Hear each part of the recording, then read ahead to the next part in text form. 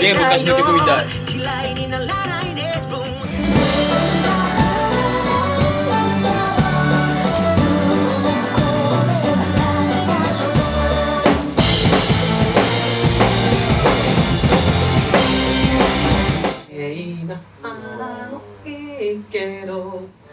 命に花セクションというわけのわからんセクションがありまして、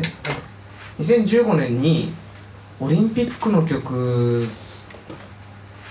やってれたら面白いなと思って書いた曲がありまして、それが命に花という楽曲なんですよ。これ当時のデモ。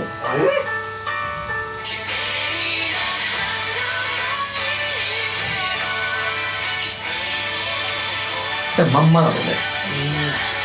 わーってなんかこう上がりたい時はこうセクションの方で壮大に大きく使ってほしい時は命に花の方を使ってもらえたらってことで、1曲で2曲タイアップみたいになったら面白いなと思って作って。タイトルの意味をもう一回改めて、アポロドロスっていうの。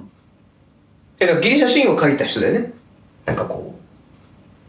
白い感じとか花々がある感じとか、なんか風が吹く感じとかっていうのをすごくイメージして書きたいと思って、こう意味合い的にもつながりがあるんだけども直接的すぎないタイトルっていうのをやっぱりやりたくて、アポロドロスってとってもいい響きだな、かっこいいなと思ってつけた気がします。なんかやっぱ華やかであり、すごく優しくて好きだったから、命の花がなんかそれをこう入れようっていう一心だった気がするな。でもその前にやっぱりこう疾走感あふれて応援歌としてサポートソングっていうことだから、やっぱりこうガンガンこう前に進むようなスポーツとしてのこう BPM というかリズム、前のめりな感じとかも出したかったからロックセクションもちゃんと作って、なんか全然違うものをガッチャンコっていうよりかは、なんかすごく必然的にここからこういうメロディーが聞こえたらいいよなとか、ここから劇的にこうなるってすごくいいよなとか、なんかだから2024年なんだもんね。で前人のベルトラウムで初披露なんだもんね。それ以来ライブで披露しないんだもんね。そうだよね。だからなんか当時の自分のスタンスとかイメージとかミセスで流れているこう空気とかいろんなものを鑑みて、ああいう曲があってもいいかなっていう風に作ってった気がするんだよね。綺麗な花もいいけど傷をも誇れる花になろう。いい歌詞。10年前に本当にマジでいい歌詞ね。それは一等賞じゃなくてもとかそういうことも含まれるのかな、その競技において。いや全部じゃないですか。もう全部だよね。今のこの時代全部に言えるよね。自分の人生とか全部に言えることを18そこらが書いたってすごい。もうだってすごい歌詞だなと思う、これ今。私なんかすごく歌ってて勇気づけられる。メロディーもとってもいいし、この歌詞はなんかどんな心の形であれ、容姿であれ、何であれ、経験であれ、どんな傷であれ、全て私だというみたいな、私だと言える人でありたいみたいな意志というか覚悟みたいなものというか、掲げるこうなんか強さみたいなものとか、こう切なる願いみたいなものがこの2行で言われてるからいい歌詞だなと思いますね、我々は。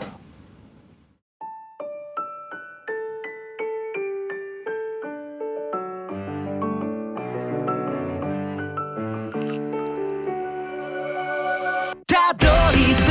果てまで苦しみは尽きぬけど完成に身を任せて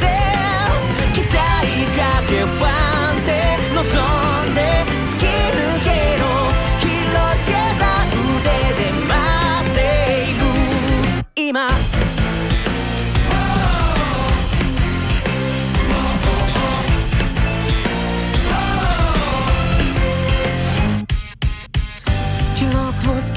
難しい。とにかくこの曲は音程もだし、速いし、急に三拍子になるし、歌ってることもすごい壮大なところまでいくから難しかったなっていうのと、個人的にはやっぱりよく作ったな、よく歌ったなという率直な感想ですね。綺麗な花もいいけどのとこなんだけど、それを惜しげもなく入れてみたらすごい壮大な過去の自分とのなんかこう一作になるんじゃないかなと思って入れてみて、なんかすごく感慨深くなりながらレコーディングしましたね。綺麗な花もいいけど傷を残れる花になろう。スタジアムでスポーツを観戦してるかのような感じで、はいはい。オリンピック曲ですからね。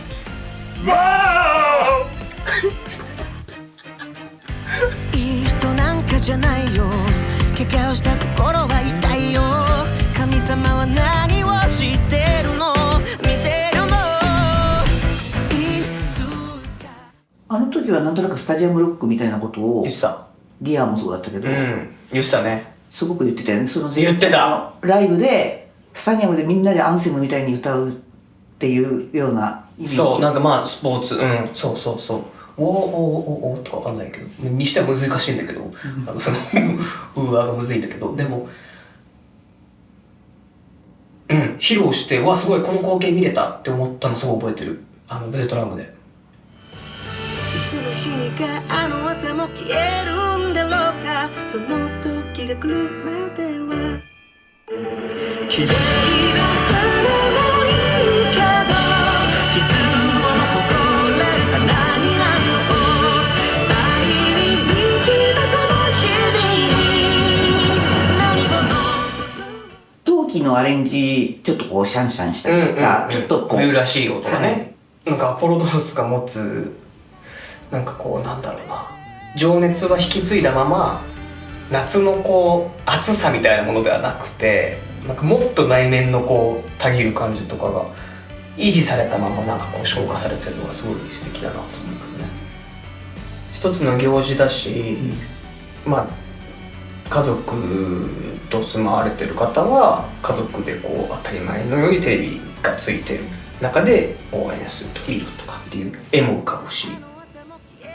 だから10年前にイメージして描いた時はと言いつつそんな気持ちになって描いてみようみたいな、ちょっとこう非現実的な感じでオリンピックの曲を描いたらこうですみたいな、